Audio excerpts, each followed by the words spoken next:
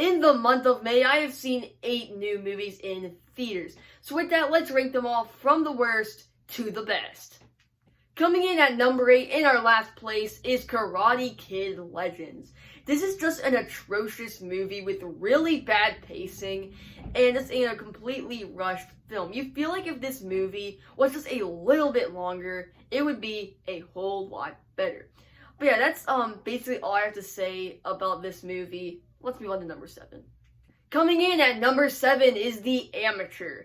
This movie features Rami Malek, who is the best part of this film, the emotional center of the film. This is just a really bland movie that, like, you know everything that's about to happen. But at least unlike number 8, this movie doesn't feel rushed. It has a lot of good moments throughout. It's just so bland. It just doesn't make it above 7th place. Coming in at number 6, I'm gonna put Friendship. Now keep in mind, from number 6 to number 7 is a huge jump up. Like, from this moment on, I gave this movie 4 or 4.5 stars. That's basically where I'm at for the rest of this ranking. Or like number 7 on this list, I gave like 3.5 stars. So this movie is a whole lot better. It has a lot of funny moments with a really good emotional center. Where some films, the comedy is formed, or the story is formed around the comedy. In this movie, the comedy is made around the story, which is just really great. So yeah, let's move on to number 5. Making it into our top 5 is Warfare. This movie is just a very visceral, very well done film about the horrors of warfare. And it is not a really long movie. It's very tight, and I'm really happy that it's not very drawn out. You really see the horrors. It's a very raw film, and I just love all the different aspects of this movie. Let's move on to number 4. Coming in at 4th place is the movie Mission Impossible: The Final Reckoning.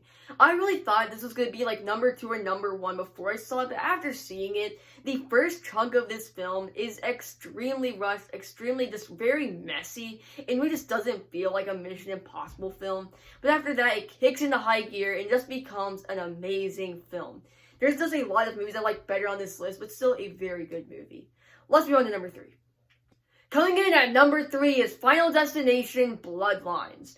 This is by far the best film in the Final Destination franchise.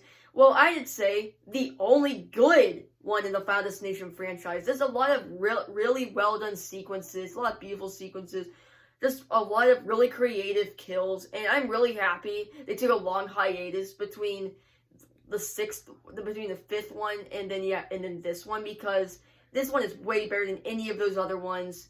And there's really good, sharp comedy, a lot of great sequences, and a really nice tribute to Tony Todd. And yeah, let's move on to number 2.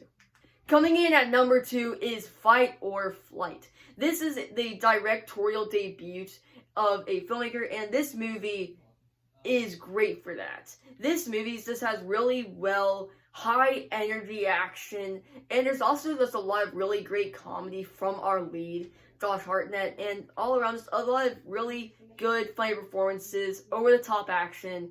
It's like Bullet Train, but even crazier. Let's move on to our number 1 spot.